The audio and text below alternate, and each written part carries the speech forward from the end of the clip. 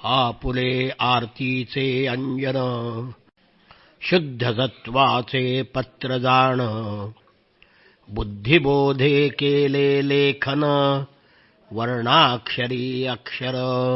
अध्याय 3. रुक्मिणीनं त्यांचा कुलपरंपरेचा जो पुरोहित सुदेव ब्राह्मण त्याला बोलावलं आणि कृष्णाला घेऊन ये अशी विनंती केली. सुदेव ब्राह्मण म्हणाला, माते, तू कृष्णाकरता एक छोटंसं पत्र लिहून दे. तुझ्या पत्राने तो धावत येईल. पत्र लिहायचं विवाहाच्या आधी म्हटल्यावर रुक्मिणी संकोचली आणि सुदेवाला म्हणाली, आचार्य, आपण वेदशास्त्र संपन्न विद्वान ब्राह्मण आहात. आपल्या घरी साऱ्या विद्या पाणी भरतात. सरस्वती आपल्या जिभेवर आहे आणि माझ्यासारख्या लहान मुलीला पत्र कसं मागता? मी काय लिहावं? तुम्हीच लिहा. सुदेव ब्राह्मण म्हणाले, माते, आम्ही जरी विद्वान असलो तर आमची विद्वत्ता वटवृक्षासारखी आहे. त्याचा विस्तार खूप मोठा असतो. वटवृक्षाचा त्यावर पाखरं किलबिलतात. त्याची पानं भोजनासाठी उपयोगी पडतात. पण वडाच्या झाडाला आसमंताला सुगंधित करणारी फुलं येत नाहीत. त्यापेक्षा मोगरीचं झाड किती लहान असतं, पण त्याला सुगंधित फुलं येतात. तसं तुझ्या पत्राला भावनेचा, आर्ततेचा जो सुगंध येईल तो माझ्या जडजंबाळ विद्वत्ता प्रचूर पत्राला कसा येणार? तेव्हा पत्र तूच लिही. तुझी अक्षरं जरी थोडी असली तरी त्याला महाकवीचा रमणीय अर्थ प्राप्त होईल. वेदरचना करणाऱ्या मुनींच्या शब्दामागे जसा अर्थ धावत होता तसं तुझ्या शब्दामागे भावना, प्रेम, श्रद्धा धावत जाईल. रुक्मिणी, आज जायला मुहूर्त चांगला आहे. शुभयोग आहे. तू स्वतःच्या हस्ताक्षरामध्ये पत्र लिही. त्यानंतर रुक्मिणीच्या मैत्रिणीने सुद्धा आग्रह केला, पत्र लिही, पत्र लिही. कशी तरी लाजत लाजत ती तयार झाली. रत्नशलाका, रत्नाची लेखणी हातात घेतली आणि रेशमी वस्त्रावर केशराची शाई करून त्यात लिहिलं पत्र. धवल रेशमी पट्टावरती केशर रंगी लिहिले, अशा परी विश्वातील पहिले प्रेमपत्र अवतरले. जय हरी सुखकंदा मेघश्याम मुकुंदा, जय हरी सुखकंदा. हे जगाच्या इतिहासातलं पहिलं प्रेमपत्र आहे. ते अद्वितीय आहे.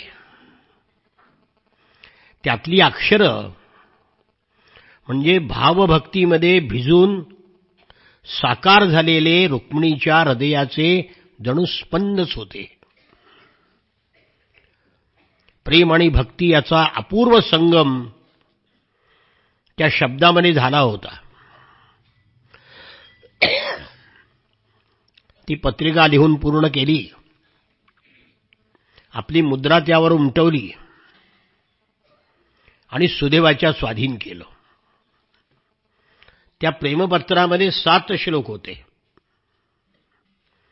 त्या 7 श्लोकामध्ये विवेक, निश्चय, भक्ती, विनंती एकवटलेली होती. रुक्मिणीची विद्वत्ता, श्रद्धा, आर्तता यांचा मिलाफ झाला होता. ते पत्र सुदेवाला दिलं आणि रुक्मिणीने हात जोडले. हे द्विजवरा, माझ्या पूर्वपुण्याईनं तू मला प्राप्त झालास. कृष्णाची प्राप्ती करून देणारा तू माझा गुरु आहेस. माझी एकच विनंती आहे गुरु महाराज, लवकर जा आणि कृष्णाला घेऊन या. मग तिने मनोवेगाचा पैवारू त्यावरी बैसविला द्विजवरू. कृष्णापाशी सत्वरू समूळ मूळ पाठविला. मनोवेगाने जाणारा घोडा आणला आणि त्या सुदेवापाशी उभा केला. सुदेवाला निरोप दिला. निरोपाचे विडे आणले तपकातून. ती विडे देऊ लागली. विड्याला स्पर्श झाला की ती विडे करपायला लागली. कारण विरहाने तिचं अंग इतकं तापलं होतं की त्या विड्याला हात लागलाही करपायला लागले. संतापून ती दासीला म्हणाली, काय हे करपलेले विडे का आणतेस? दासी म्हणाली, बाईसाहेब, तपकातले विडे पहा कसे टवटवीत आहेत. तुमच्या हाताचा स्पर्श झाल्यावर करपून जायला त्याला मी काय करू? म्हणून त्याने कापूर विडा उचलला. तिच्या बोटाचा स्पर्श झाल्यावर त्या कापरातून ज्वाळाच निघाली. ठीक आहे म्हणजे ज्वाळा निघाली आहे ना, मग कृष्णाचं स्मरण करून सुदेवाला ओवाळला. मनामध्ये विचार आला, मी जशी कृष्णाचे विरहानी सगळे विलास भोग सोडून दिले आहेत, तसं कृष्णाने माझ्याकरता सर्व सुखाचा त्याग केला असेल का? म्हणून त्याच्यासाठी उचललेले माझे विडे करपत आहेत. सुदेवाला हात जोडले आणि म्हणाले, माझे पूर्व पुण्य तू द्विजवरू. कृष्ण प्राप्तीसी मदतू गुरु. म्हणून केला नमस्कारू. वेगी यदुवीरू आणावा. स्वामी चरणी ठेविला माथा. द्वारकेसी जावेजी तत्वता. प्राण वाचवा हो आता. वेगी कृष्णनाथा आणावे. सुदेव ब्राह्मणाला, आचार्य आपण वेगाने जा, कृष्णाला आणा आणि माझा प्राण वाचवा. निरोप घेऊन सुदेव बाहेर पडला. तेवढ्यात मंगलारती घेऊन येणारी सुवासिनी आली आडवी. शुभशकुन झाला. आनंदित होऊन सुदेवाने तिला एक अलंकार भेट दिला. घोड्यावर स्वार होऊन वेगाने निघाला. जाईचा सुगंध जसा वारा वेगाने उधळून नेतो, तसा रुक्मिणीचा प्रेमभाव घेऊन सुदेव वेगाने निघाला होता. सुदेवाचा घोडा इतका वेगवान होता की सूर्याचा रेखांतक घोडा सुद्धा लाजून मागे सरला. त्याची बरोबरी वाऱ्याला सुद्धा करता आली नाही. सुदेव मनाशी विचार करू लागला, खरोखर मी काय जन्मोजन्मी पुण्य केलं आहे? कोणतं तप मी आचरलं आहे? कोणतं अलौकिक पुण्य मी जोडलं होतं की रुक्मिणी मातेमुळे मला आज कृष्णाचं दर्शन घडणार आहे? जो योग्याला दुर्लभ आहे, अनेक जन्म घेऊन याची प्राप्ती होत नाही. ज्ञानी माणसाला सुद्धा अनेक जन्माच्या शेवटी तो प्राप्त होतो. ज्याचं वर्णन करता करता वेदाची वाणी थकून गेली. ज्याच्या प्राप्तीसाठी प्रयत्न करून तो मिळाला नाही म्हणून सांख्य चिडले, मीमांसक आगतिक झाले, वेदांती भ्रमले, कणाद दमले, ते साक्षात परब्रह्म सगुण साकार रूपात मला आज दिसणार आहे. माझ्यासारख्या संसारी माणसाला परमेश्वराचं दर्शन दुर्लभ आहे. केवळ रुक्मिणी मातेमुळे कृष्णाचं दर्शन मला घडणार आहे. मातेचे उपकार मी जन्मोजन्मी फेडू शकणार नाही. ज्या चरणकमलाच्या स्पर्शाने अंबरीशादिक भक्त तरुण गेले, ते चरणकमल मला दिसणार. ब्रह्मदेव, शंकर, लक्ष्मी सुद्धा ज्या चरणकमलाची उपासना करते, ते चरणकमल मला आज दिसणार. जी पावलं गोकुळच्या धुळीमध्ये उमटली, यमुना तीरी फिरली, वृंदावनी खेळली, ती कृष्णाची सुकुमार पावलं मला आज दिसणार. हरिण मला उजवे घालून जात आहेत. शुभशकून होतो आहे. उद्या मी द्वारकेमध्ये पोचेन. श्रीकृष्णाला पाहीन. लोक म्हणतात की तो राजस सुकुमार मदनाचा पुतळा आहे. त्याच्या तेजापुढे चंद्रसूर्याचं तेज लोपलं आहे. असा भगवान श्रीकृष्ण जेव्हा मी पाहीन, तेव्हा माझ्या डोळ्याचं सार्थक होईल. श्रीकृष्ण आज मला दर्शन देणार. आपले करकमल माझ्या मस्तकावर ठेवेल. ज्याच्या हातावर बळीराजांनी त्रैलोक्याचं उदक सोडलं, तो हात माझ्या मस्तकावरती ठेवतील. मी धन्य होईन. कृष्णाने मला आलिंगन दिल्यावर माझा देह पवित्र होईल. कर्मबंध तुटून जातील. रुक्मिणीचा निरोप घेऊन मी आलोय, हे ऐकल्याबरोबर कृष्णाच्या मुखावर आनंद ओसंडून वाहील. असा विचार करीत करीत सुदेव चालला होता. रस्त्याने जी माणसं भेटत होती, ती भगवंताच्या गुणाचं वर्णन करीत होती.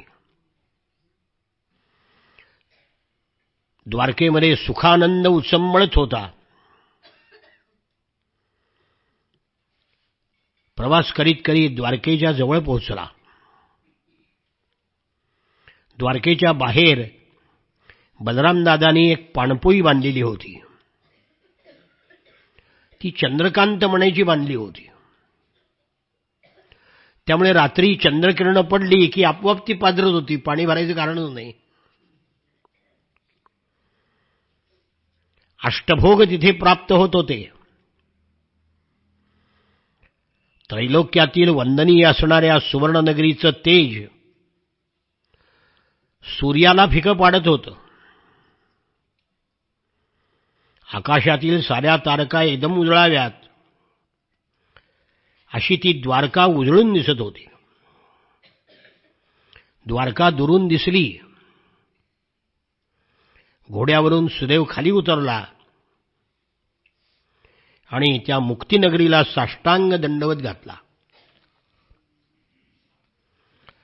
जरासंधाच्या सैन्याला तोंड देण्याकरता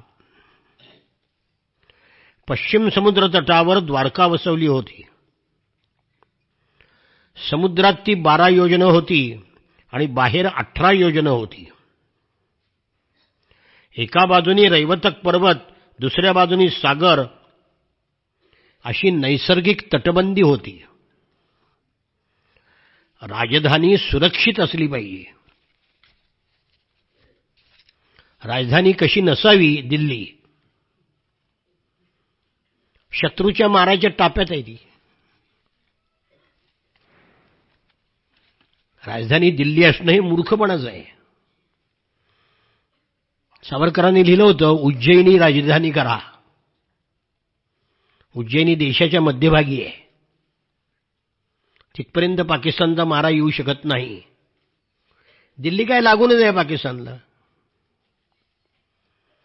एका बाजूनी समुद्र, दुसऱ्या बाजूनी खंदक.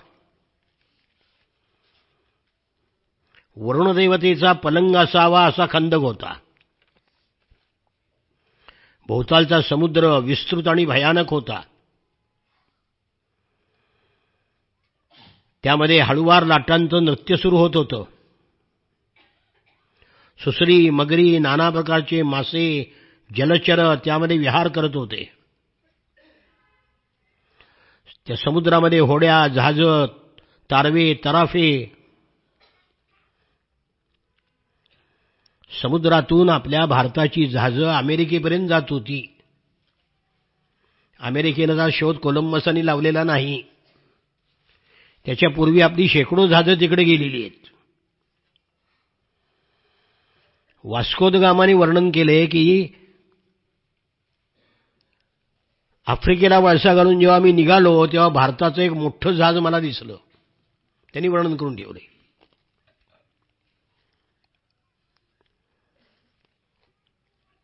अशा या समुद्रामध्ये होड्या, जहाजं, तराफे, जलवाहनं होती. सुदैवाने क्षितिजापर्यंत पसरलेला सागर पाहिला. समुद्राचा निळा रंग कृष्णाच्या निळ्या रंगाशी स्पर्धा करीत होता. अनेक प्रकारची वनं म्हणजे बागा होत्या. प्रमदवन, आरामबागा, उपवन, क्रीडावन. बागा कशा तयार कराव्या याचं सुद्धा शास्त्र आहे. पण आमच्या इंजिनिअरिंग कॉलेजमध्ये आमचं शास्त्रच गाढवं शिकवत नाहीत. त्यामुळे त्यांनी बांधलेल्या इमारती वर्षात त्याला तडे जातात. आणि आमची बांधलेली देवळं हजारो वर्ष एक दगड निघत नाही त्याचा. कोणाचं स्थापत्य श्रेष्ठ आहे शिकवलं पाहिजे ना. अनेक इंजिनिअरिंग कॉलेज चालवणाऱ्या संस्था चालकाला एकदा मी विचारलं की तुम्ही इतकी कॉलेजेस काढली, आपलं प्राचीन मंदिर दगडाचं कसं बांधावं हे शिकवणारं कॉलेज काढावं असं तुमच्या डोक्यात कधी आलं नाही का? त्याने डोक्याला हातच लावला. सर म्हणला बरोबर आहे, प्रयत्न करतो म्हणलं मी.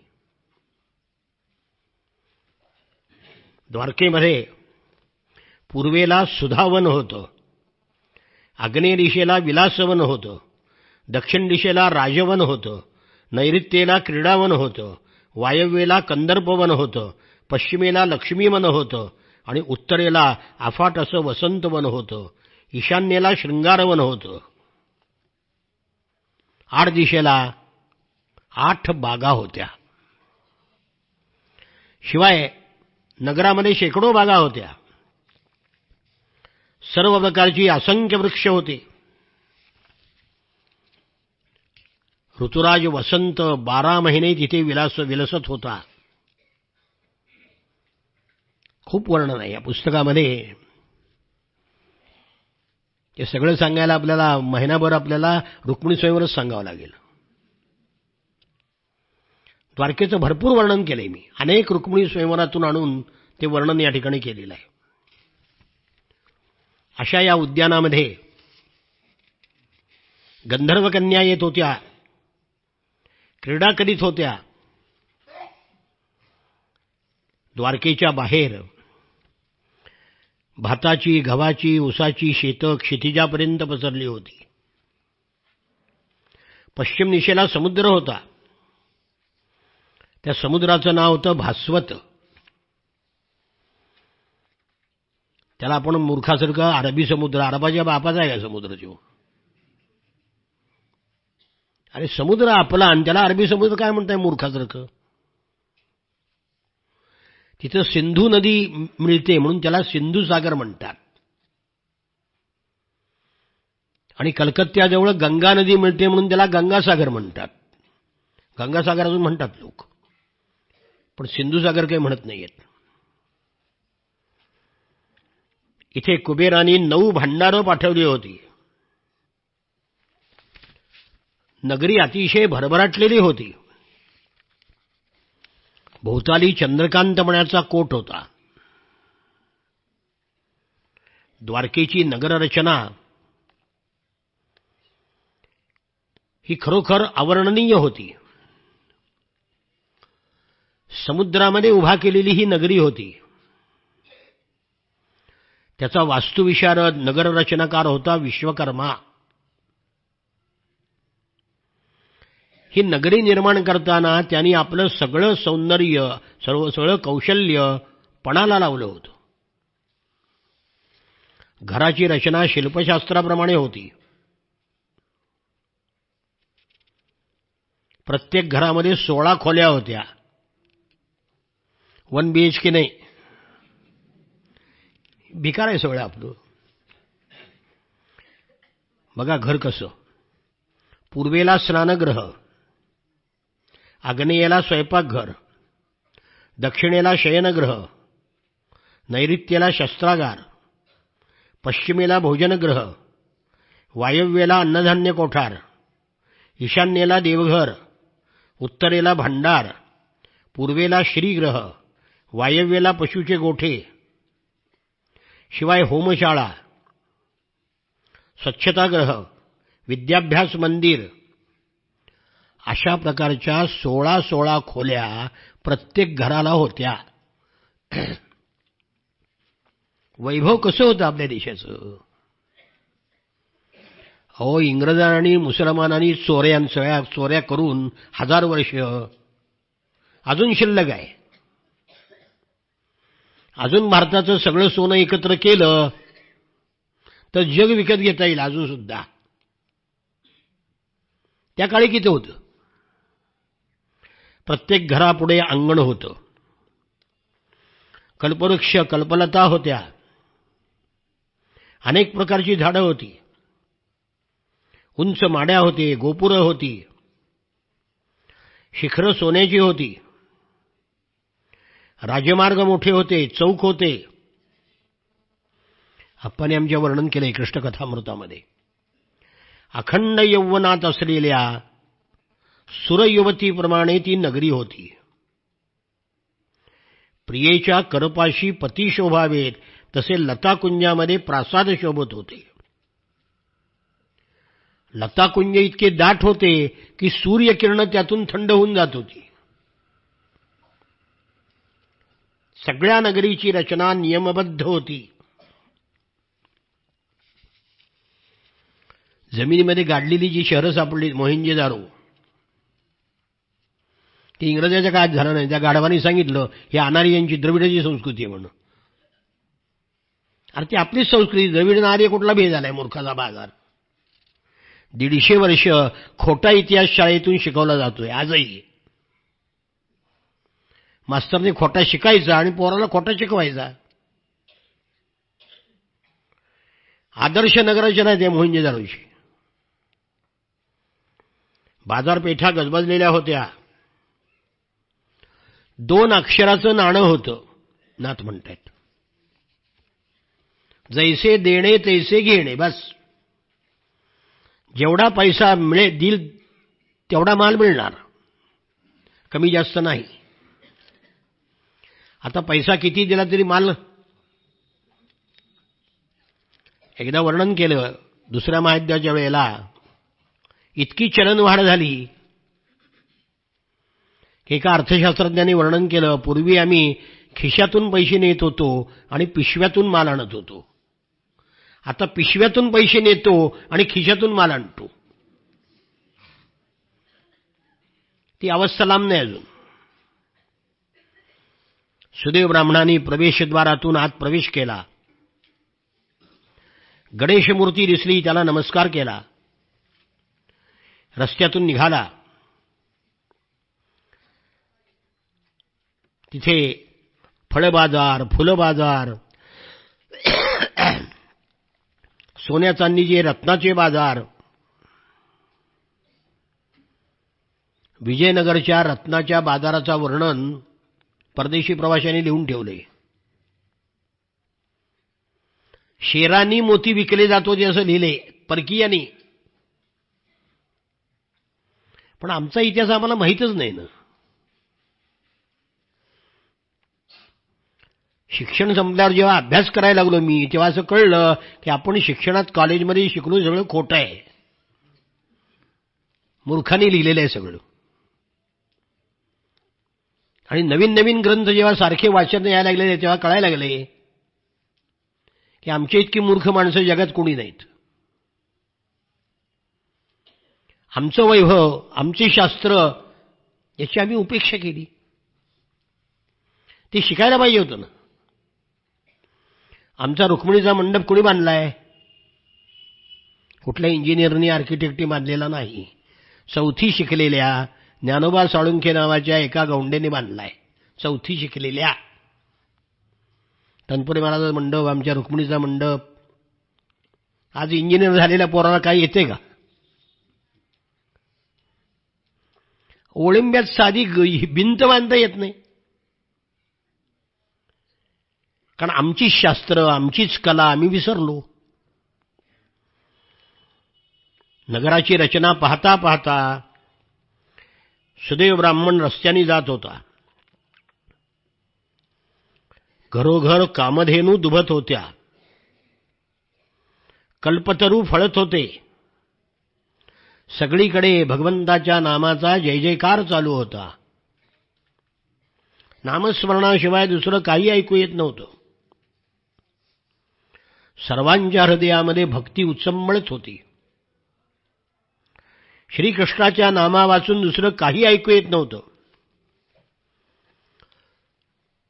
कृष्णाकडे जायची घाई असल्यामुळे नाथ महाराज म्हणतात की द्वारकेचं वर्णन मी जास्त केलं नाही. सुदैवाने भव्य प्रासाद पाहिला. विस्मित झाला. भगवान श्रीकृष्णाच्या राजवाड्यामध्ये आला. पाहिलं, हेमसिंहासनी आदिमूर्ती बैसला असे सहज स्थिती. द्विजासी देखोनी श्रीपती भावचित्ती जाणीत. राजवाड्यामध्ये गेला, कोणी अडवलं नाही. कारण कोणी अतिरेकी येऊन आम्हाला मारेल ही भीती त्या काळात नव्हतीच ना. राजवाड्याच्या आवारामध्ये आला. अंगणामध्ये एक पुष्करणी होती. पुष्करणी म्हणजे बारकं सरोवर, हौद मोठा. त्यामध्ये राजहंस होते आणि दासी त्या राजहंसाला मोत्याचा चारा भरवत होत्या. पुढे सभामंडप लागला. त्याच्या पुढे कृष्णाची राजसभा पाहिली. इंद्रसभा सुद्धा त्याच्यापुढे फिकी होती.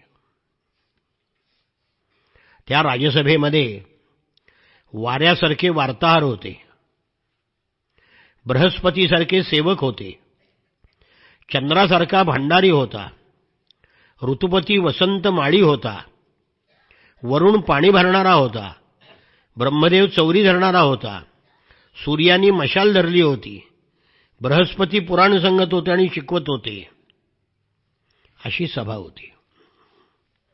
नाही तर आपली सभा दारुडे, काळा बाजारवाले, चोर, भ्रष्टाचारी, शिक्षा झालेले 200-250 खासदार असे आहेत ज्यांच्यात कोर्टावर केसेस आहेत. आणि हे आमचं भविष्य ठरवणार. आम्ही त्याच लायकीचे, अशा गाढवांना निवडून देतो नालायकांना. आम्ही त्याच लायकीचे आहेत ना. इंग्रजीमध्ये एक वाक्य आहे, people get the government that they deserve. लोकांना सरकार त्यांच्या लायकीप्रमाणे मिळतं. आमचं सरकार आमच्या लायकीप्रमाणे. अनेक मांडिक राजे राजसभेमध्ये बसले होते. कृष्णाच्या उजवीकडे उग्रसेन राजा होता. डाव्या बाजूला वसुदेव बळभद्र होते. मागे सात्यकी अक्रूर उद्धव हे होते. एका आसनावर सांदीपनी पुरोहित होते. अनाधृष्टी नावाचा सेनापती होता. विकद्रू नावाचा प्रधानमंत्री होता. उद्धव, वसुदेव, कंक, विपृथू, शफल्क, चित्र, गद, सत्यक, बलराम हे 10 मंत्री सल्लागार होते. आकाशातील तारांगणामध्ये चंद्र शोभावा तसं सगळ्या लोकांमध्ये भगवान श्रीकृष्ण शोभत होते. अव्यक्त निर्गुण परब्रह्म जणू साकार झाले होते. भगवान श्रीकृष्ण समोर पाहिले. द्विजे देखिला श्रीकृष्ण विस्मित मनतयाचे. कृष्णाला पाहिल्यावर अत्यंत विस्मित झाला, चकित झाला. हेमसिंहासनी आदिमूर्ती बैसलासे सहज स्थिती. द्विजासी देखोनी श्रीपती भावचित्ती जाणीत. सुदेव ब्राह्मणाला कृष्णाने पाहिलं, स्वागत केलं, आसनावरून खाली उतरले. दृष्ट्वा ब्रह्मण्य देवस्तम अवरुह्य निजासनात.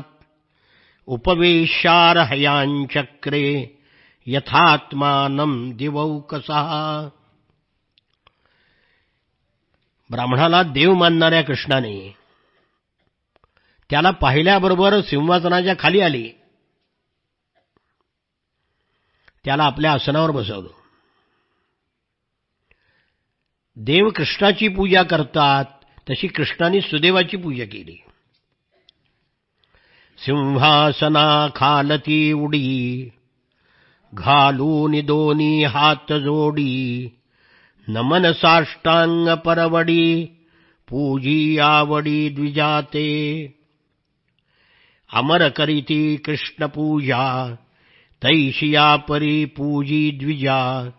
ब्राह्मण देव कृष्ण राजा ब्राह्मण पूजा तो जाणे. नुसतं नाही, दरबार सगळा विसर्जित केला, अंतपुरात नेलं. ब्राह्मणासी मंगल स्नान.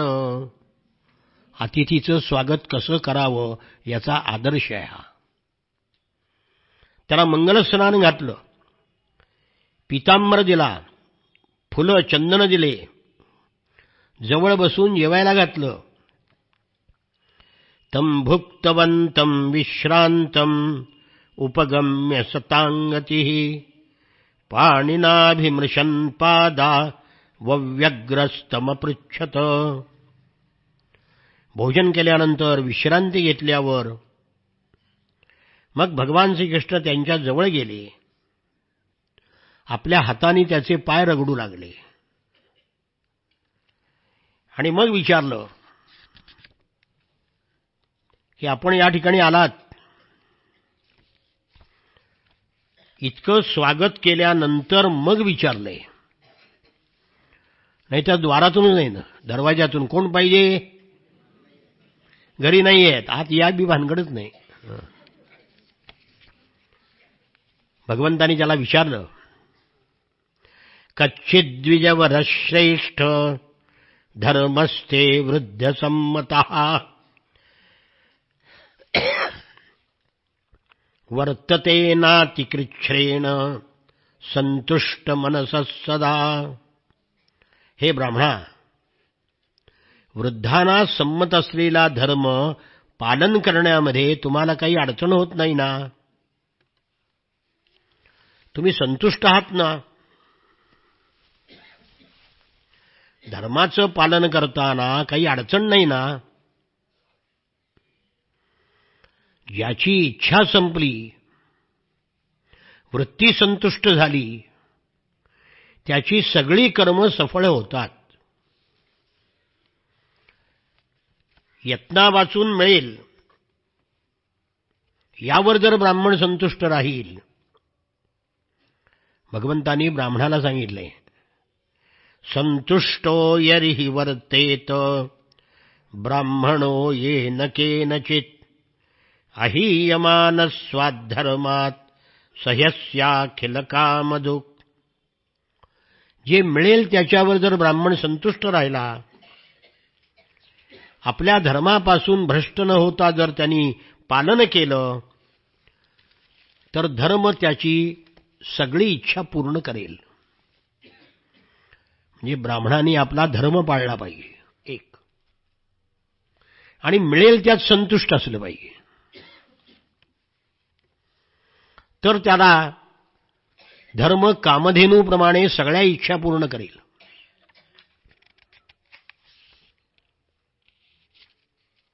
भगवान श्रीकृष्ण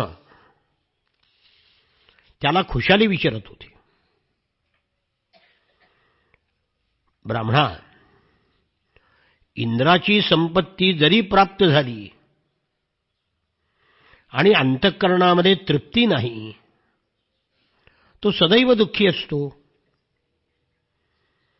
100 रुपये मिळाले तर 1000 मिळावे वाटतात, 1000 मिळावे तर लक्षाधीश व्हावं असं वाटतं, लक्षाधीश झाला की आमदार व्हावं वाटतं, आमदार झाला की मंत्री व्हावं वाटतं.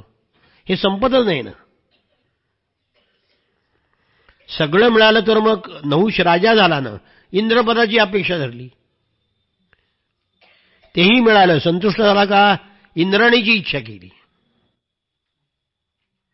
आणि शापाने अजगर झाला. हे ब्राह्मणा, धनहीन असून सुद्धा जो समाधानी आहे त्याचा मी दास आहे, त्यांनी मला जिंकलं आहे. सर्व भूतमात्रांच्या ठिकाणी जो ब्राह्मण मला पाहतो, जो संतुष्ट आहे, त्या ब्राह्मणाला मी नमस्कार करतो. भगवान म्हणतात, जो मिळेल त्यात समाधानी आहे, साधू आहे, भूतमात्रांचा मित्र आहे, अहंकाररहित आहे, शांत आहे, त्याला मी नमस्कार करतो. म्हणून सुदेवा, तू असा ब्राह्मण आहेस म्हणून तुला नमस्कार केला. कृष्णाच्या दर्शनाने सुदेव ब्राह्मणाला एवढा आनंद झाला की भगवंताकडे एकटक पाहायच लागला आणि कशा करता आलो हे विसरूनच गेला. मग भगवान श्रीकृष्ण म्हणाले, आपण कशा करता आलात?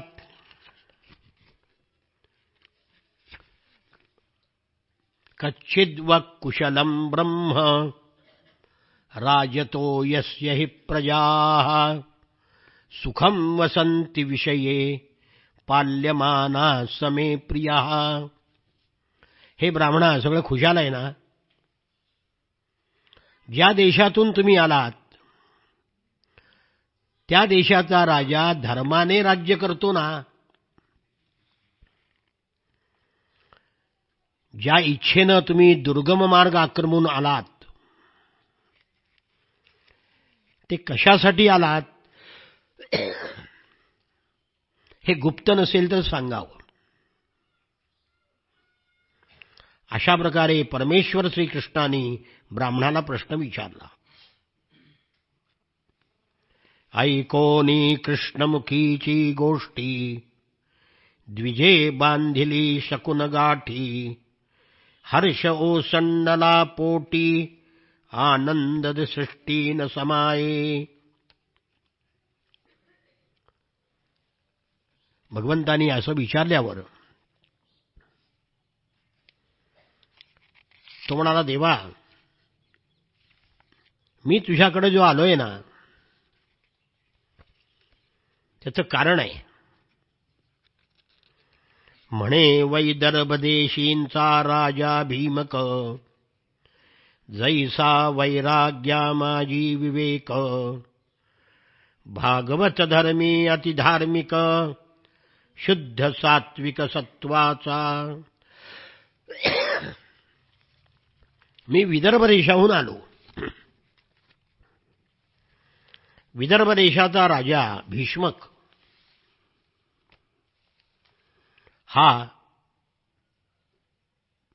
वैराग्या माझी विवेक,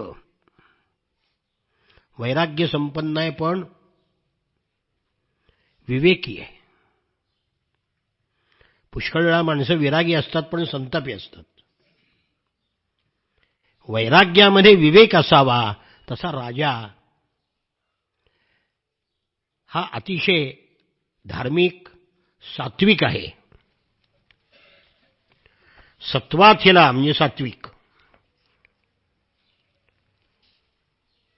भागवत धर्मी अतिधार्मिक. भागवत धर्म पाळणारा अतिशय धार्मिक, शुद्ध सत्वाचा मी सत्वगुणाचा आहे. त्याची एक कन्या आहे, ती चिद्रत्न आहे. त्याची कन्या चिद्रत्न, लावण्य गुणे गुणनिधान, सकळ भूषणांचे भूषण, ते मंडन तिन्ही लोकी. त्याच्या कन्येचं नाव आहे रुक्मिणी. ते चिद्रत्न आहे, लावण्याचं निधान आहे, त्रैलोक्याचं मंडन म्हणजे शोभा आहे. उदार, ज्ञानी, धीरवती आणि चतुर आहे. भगवंता ब्रह्मदेवाने तिला असामान्य सौंदर्य अर्पण केलं आहे. रती सौंदर्य सुद्धा तिच्या नखा एवढं नाही. तिच्या आवाजामध्ये अमृताला हवा वाटेल असा गोडवा आहे. तिच्या हृदयामध्ये एवढा सद्भाव आहे की संतांनी तिच्या पायावर मस्तक ठेवावं. भूमीवर तिने पावलं टेकवली की वाटतं कमळं उमलतायत. तिच्या चालण्याची गती तर अशी आहे की हंसाने डौल शिकावा. राजकन्या असून सुद्धा ग्रहकृत्यामध्ये दक्ष आहे. गृहिणींना आदर्श ठरावं असं तिचं वागणं आहे. मधुरता, रुजुता, रुजुता म्हणजे सरळपणा, पतिव्रता, पवित्रता या सर्व गुणांचा तिच्या ठायी संगम झाला आहे. देवा, रुक्मिणी म्हणजे साक्षात लावण्याचं भांडार आहे. सौंदर्याचा प्रज्वलित द्वीप आहे. साक्षात लक्ष्मीच रुक्मिणीच्या रूपाने अवतरली आहे. गंगेच्या प्रवाहाप्रमाणे तिचे शील शुद्ध आहे. तिच्या पावित्र्याचं वर्णन काय करावं. तिच्या पायावर, तळहातावर, मस्तकावर उत्तम सामुद्रिक चिन्ह आहेत. तुझी तपश्चर्या देवा, मुशीमध्ये ओतून बोलकी मूर्ती घडवावी अशी रुक्मिणी आहे. त्रैलोक्याची मूळ मोहनविद्याच आहे जणू. संगीत, कला यामध्ये निपुण आहे. तिच्या सद्गुणाची गणतीच नाही. तिच्या पायाच्या नखाचं उठणं चंद्राला लावावं, तेव्हा चंद्र शोभतो. तिचे कमलनेत्र चंचल आहेत, ते पाहून मासे पाण्यात लपले. कपाळावर सौभाग्यरेखा आहे. भ्रूलता म्हणजे भिवया, म्हणजे मदनाची सज्ज झालेली धनुष्य आहेत. सोन्याच्या शिंपल्याचा भ्रम व्हावा असे गाल आहेत. तिळाच्या कलिकेप्रमाणे नाक सरळ आहे. तिचे ओठही प्रवाळ लज्जित व्हावेत असे आहेत. डाळिंबाच्या बीजओळीप्रमाणे दंतावली आहे. कमळाच्या देठाप्रमाणे भुजदंड मृदू आहेत. बोलणं मधुर आहे पण महाग आहे. तिचे पाय कोवळ्या पालवीसारखे आहेत. ती इतकी उदार आहे की तिने कल्पवृक्षाचे यशसुद्धा उणं केलं आहे. इतकी सुंदर गुणी असून सुद्धा भगवंता तुझी भक्त आहे. सगळ्यात महत्वाचा गुण. एकदा भीष्मक राजाच्या सभेमध्ये किन्नर आला होता. त्यांनी तुझ्या रूपगुणाचं वर्णन केलं. नंतर कीर्तिनामा नावाचा द्विज आला, त्यांनीही तुझं वर्णन केलं. आणि ते वर्णन ऐकता ऐकता रुक्मिणीचे अष्टसात्विक भाव उचंबळून आले आणि ती मूर्छित पडली. त्याबरोबर आईवडिलांनी निश्चय केला, अर्पुनी कृष्णासी कन्या उद्धरू कुळ आपुले. मनाने तिने तुला वरलं आहे. भगवान म्हणाले, ठीक आहे, इतकं सांगतो, मग अडचण काय आहे? मी लग्नाला तयार आहे, चला. थांबा थांबा म्हणला, पुढचं ऐका. पण देवा, एक विघ्न आलंय. तिचा भाऊ आहे रुक्मी, तो तुमच्या शत्रूचा मित्र आहे. जरासंध, कंस यांचा मित्र आहे. त्यांनी रुक्मिणीला शिशुपालाला द्यावं असा निश्चय केलेला आहे. शिशुपाल महाबलाढ्य आहे, रुक्मी त्याचा मित्र आहे. आई वडिलाचं न ऐकता रुक्मीनं निश्चय केला आहे, ही कन्या शिशुपाळाला देणार. आई वडील म्हातारे बिचारे आगतिक झाले आहेत. रुक्मिणी असहाय्य झाली. तिने मला बोलावलं आणि तुझ्यासाठी देवा हे पत्र दिलं आहे, ते मी आणलंय. ती कुंकुममंडित पत्रिका सुदैवानी काढली. मग काढिली पत्रिका कुंकुममंडित सुरेखा, धीर न धरवेची हरिखा, आवडी देखा चुंबली. पत्रिका देखोनी कृष्णनाथ, श्रवणार्थी आर्तभूत. एका जनार्दना विनवित, पत्रिकार्थ परिसावा. कुंकुममंडित पत्रिका काढली, कृष्णाने ओढून घेतली हातात.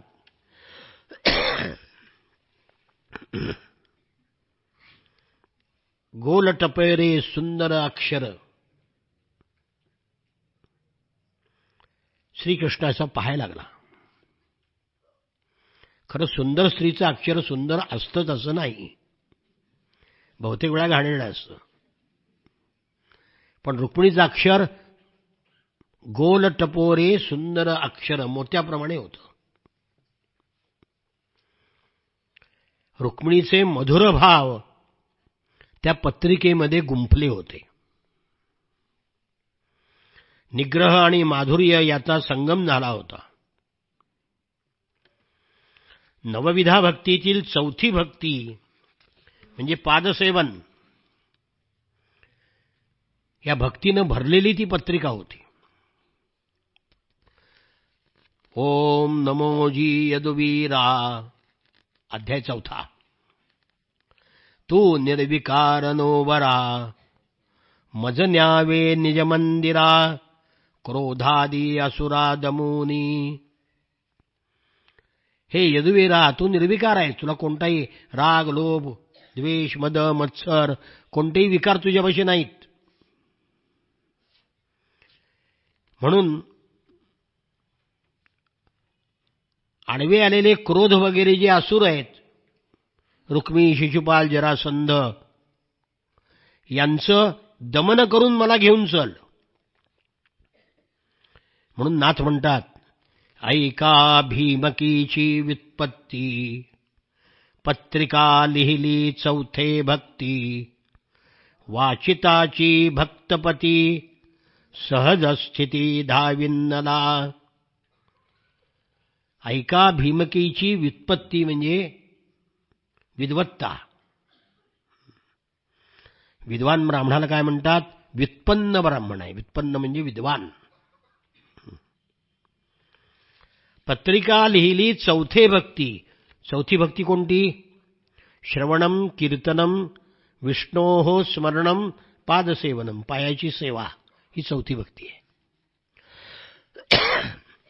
पायाची सेवा घडावी म्हणून लिहिलेलं हे पत्र आहे.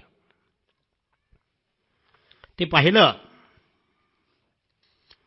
आणि नुसतं पाहून सुदैवाच्या हातात दिलं. वाच म्हणाले.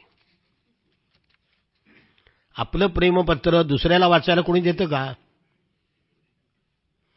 पण रुक्मिणीचं प्रेमपत्र जगाने वाचावं असं आहे. कारण ते प्रेम म्हणजे भक्ती आहे. सामान्य माणसावर असलेलं प्रेम, देवावर असलेलं प्रेम म्हणजे भक्ती. भक्ती म्हणजे प्रेमच आहे ना. नारद भक्ती सूत्रामध्ये पहिलंच सूत्र आहे, सा तु अस्मिन् परम प्रेम रूपा.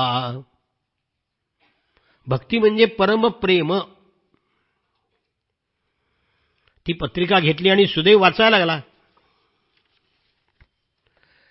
रुक्मिण्युवाच श्रुत्वा गुणान् भुवन सुंदर शृण्वतान्ते निर्विश्य कर्ण विवरैर् हरतोंगतापम रूपम दृशाम दृश्यमताम अखिलार्थलाभम त्वय्यच्युता विशति चित्तमपत्रपम मे.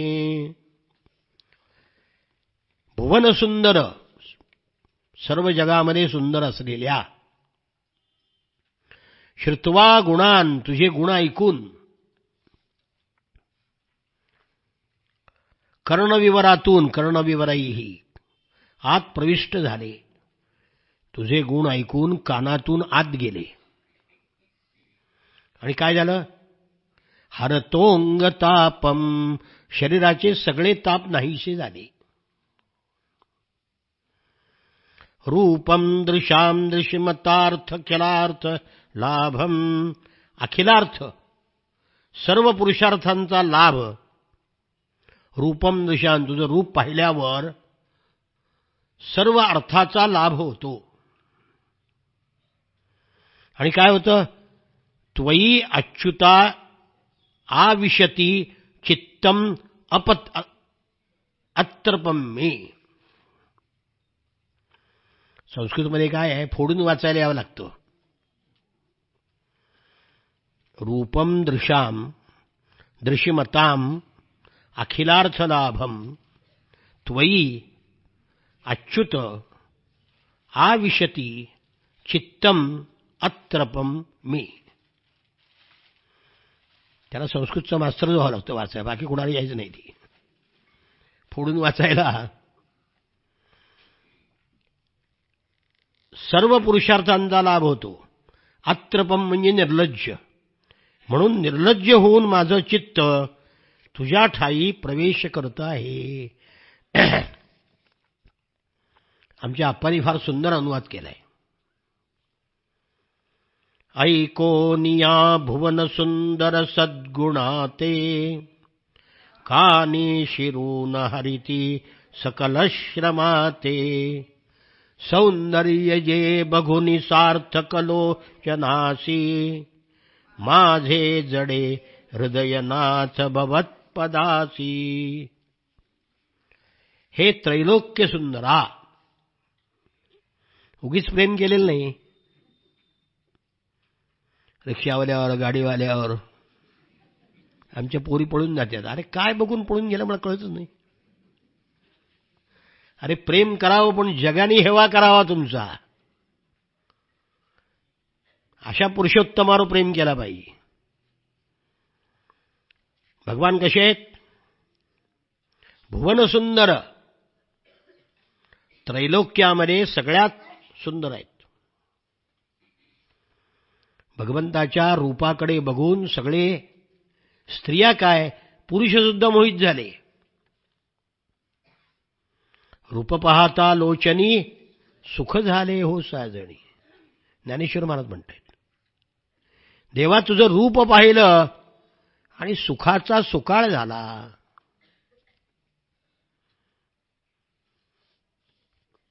भगवंताच्या रूपाचे अभंग किती आहेत? राजस, सुकुमार, मदनाचा पुतळा, रवी शशिकळा लोपलिया. रवी आणि शशी म्हणजे सूर्य आणि चंद्र यांचं तेज कळा लोपून गेलं असा राजस आणि सुकुमार आहे. भगवंताच्या रूपाचं वर्णन आपण बघितलं पाहिजे दुसऱ्या दिवशी. सुंदर ते ध्यान उभे विटेवरी करकटावरी ठेवोनिया. रोज आपण अनेक श्लोक म्हणतो ना. वंशी विभूषित करान नवनीरदाभान पीतांबरात अरुणबिंब फलाधरोष्टात पूर्णेंदु सुंदर मुखात अरविंद नेत्रात कृष्णात परम किमपि तत्त्वमहन्न जाने. हे कृष्णाचं वर्णनच आहे.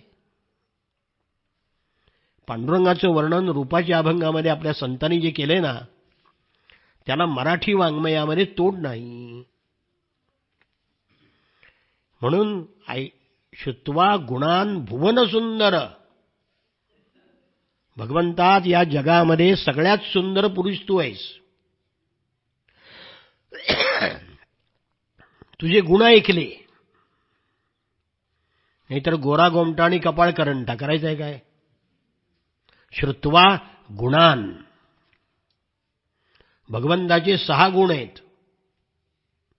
ऐका यशश्री औदार्य ज्ञान वैराग्य. ही जी 6 गुण आहेत म्हणून त्याला भगवान म्हणतात. षड्गुणैश्वर्य संपन्न. सगळे गुण ऐकले तुझे. आणि हरतोंग तापम. माझ्या अंगाचे त्रिविध ताप नष्ट झाले. त्रिविध ताप अष्टपावती. ऐके त्रैलोक्य सुंदरा सकळ सौंदर्य वैरागरा. तुझेनी सौंदर्ये सुरनरा सुंदरत्व वर्णिजे. हे त्रैलोक्यातील सुंदर श्रीकृष्णा ऐक. सकळ सौंदर्य सर्व सौंदर्याची वैरागर म्हणजे खाण आहेस तू. तुझ्या सौंदर्याने सुर म्हणजे देवाला आणि नर म्हणजे माणसाला सौंदर्य प्राप्त होतं. तुझ्यामुळं जगाला सौंदर्य प्राप्त होतं. तू किती सुंदर असशील. तुझी सुधाकार कीर्ती श्रवणे श्रवणा प्रकाशिती. त्रिविध ताप अस्तपावती जेवी गभस्ती खद्योत. तुझी अमृतासारखी कीर्ती सुधाकार. ऐकल्यानंतर श्रवणे. श्रवणा म्हणजे कानाला प्रकाशित करते. तुझी अमृतमय कीर्ती ऐकल्यानंतर कानाला प्रकाशित करते आणि त्रिविध ताप नष्ट होतात. कसे. गभस्य म्हणजे सूर्य आणि खद्योत म्हणजे काजवा. सूर्य उदयाला आल्यानंतर काजवे जसे नष्ट होतात तसं तुझी कीर्ती ऐकली की सगळे ताप नष्ट होतात.